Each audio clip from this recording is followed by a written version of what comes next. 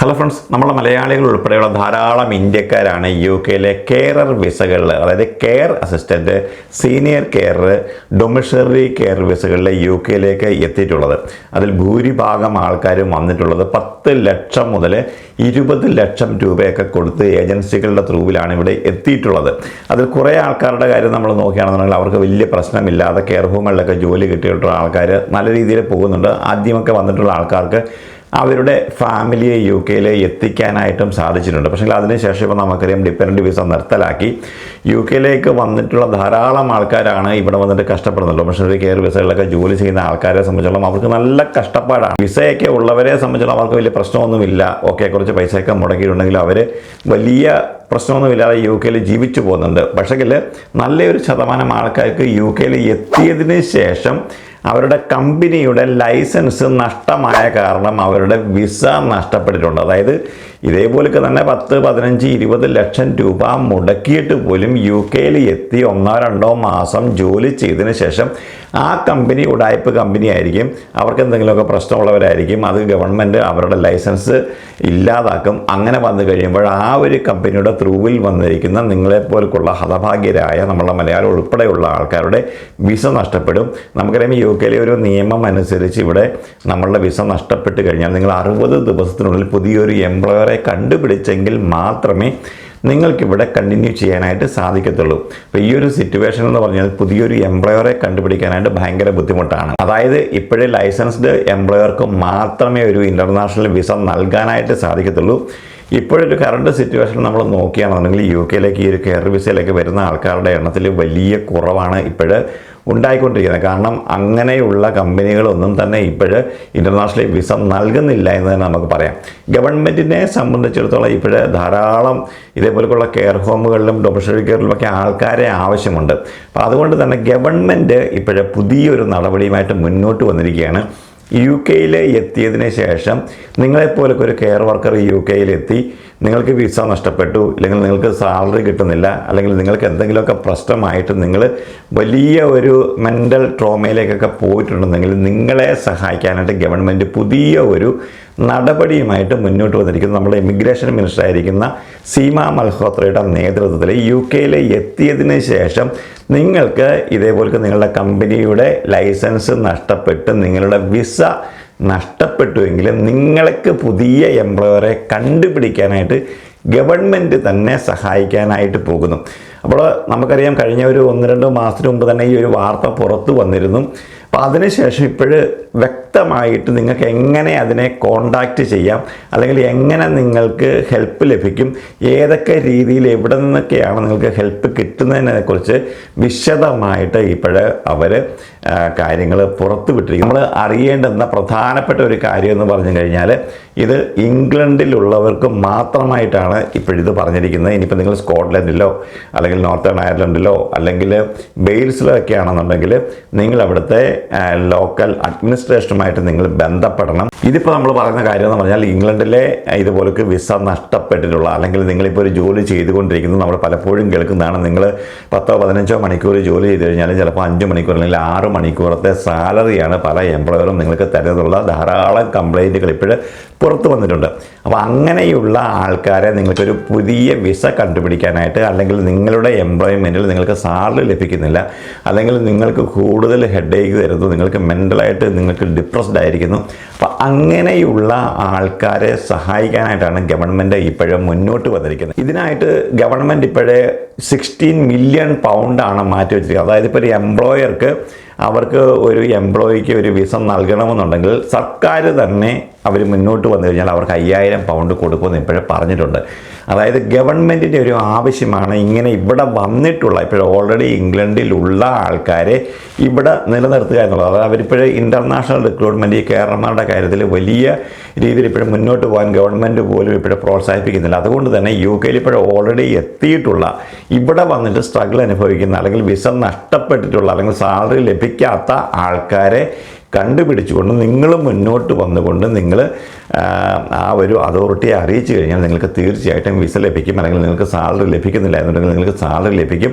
അങ്ങനെയുള്ള ഒരു സഹായവുമായിട്ടാണ് ഗവൺമെൻറ് ഇപ്പോഴും മുന്നോട്ട് വരുന്നത്. അതിനുവേണ്ടി എന്താണ് നമ്മൾ ചെയ്യേണ്ടത്, എന്തൊക്കെയാണ് കാര്യങ്ങൾ നിങ്ങൾ അറിയേണ്ടത്, എവിടെയാണ് നിങ്ങൾ കോൺടാക്റ്റ് ചെയ്യേണ്ടത്, അതിനെക്കുറിച്ചാണ് നമ്മൾ ഈ ഒരു വീഡിയോയിൽ പറയാനായിട്ട് പോകുന്നത്.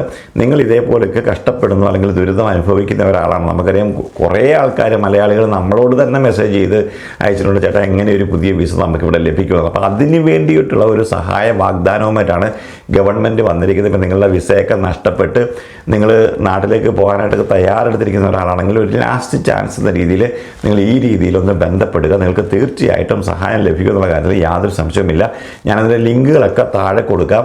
അപ്പോൾ അതിൻ്റെ ന്യൂസുകളൊക്കെ വന്ന കാര്യങ്ങളും അതിൻ്റെ ലിങ്കുകൾ ഞാൻ താഴെ കൊടുക്കാം. നിങ്ങൾ അവിടെ പോയിട്ട് കോൺടാക്റ്റ് നിങ്ങൾ ചെയ്ത് നോക്കുക. എന്തായാലും ഗവൺമെൻറ് ഇപ്പോഴേ ഇതിനകത്ത് ഇൻവോൾവ് ചെയ്തിരിക്കുന്നു. അപ്പോൾ നിങ്ങൾക്ക് എന്തായാലും ഇതൊരു ഫേക്ക് ന്യൂസ് ആയിരിക്കത്തില്ല എന്നുള്ളത് ഉറപ്പാണ്. എൻ്റെ സൗണ്ടിൽ വലിയൊരു വ്യത്യാസം വന്നിട്ടുണ്ട്, കാരണം എനിക്ക് ത്രോട്ട് ഇൻഫെക്ഷൻ ആണ്. എന്നെങ്കിൽ പോലും ഞാൻ ഈ ഒരു കാര്യം വന്നപ്പോൾ നിങ്ങളെ അറിയിക്കാൻ വേണ്ടിയാണ് ഞാനൊരു വീഡിയോ ചെയ്ത് നിങ്ങൾ ക്ഷമിക്കുക. ഇതിൽ പറഞ്ഞിരിക്കുന്ന ഒരു ഡീറ്റെയിലുള്ള കാര്യം എന്ന് പറഞ്ഞാൽ regional support available if your sponsor has had their licence revoked.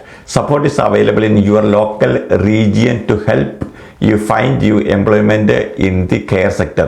This support can include advice and guidance, help you with understanding your visa status and employment rights, employment support in finding a new employer who can sponsor your visa, help you with accessing financial support if you are struggling due to job loss or unpaid wages, mental health and well-being support such as bullying schemes, and help to access counseling.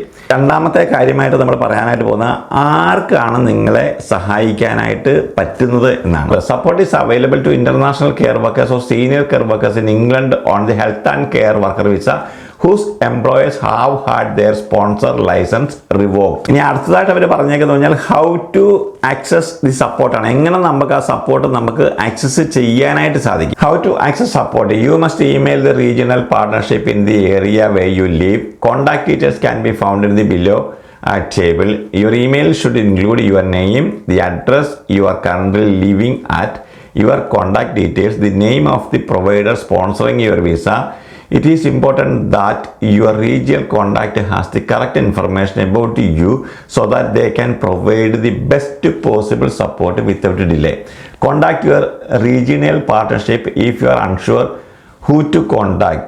Use the table below to find. പിന്നീട് അവരൊരു table തന്നെ കൊടുത്തിട്ടുണ്ട്. ഓരോ ഏരിയയിലുമുള്ള ആൾക്കാർക്ക് എങ്ങനെയാണ് contact ചെയ്യേണ്ടത്, ഏത് ഏരിയയിലുള്ള ആൾക്കാർക്ക് ഏത് രീതിയിലാണ് കോൺടാക്ട്. അപ്പോൾ നിങ്ങൾ ഞാനത് ഡീറ്റെയിൽ ആയിട്ട് കാണിച്ചു തരാം. നിങ്ങൾ അതിലേക്ക് പോയിട്ട് കഴിഞ്ഞാൽ നിങ്ങളിപ്പോൾ ആ ഒരു പർട്ടിക്കുലർ ഏരിയയിലാണ് താമസിക്കുന്നതെങ്കിൽ അങ്ങനെ തന്നെ നിങ്ങൾ കോൺടാക്ട് ചെയ്യാനായിട്ട് ശ്രമിക്കുക.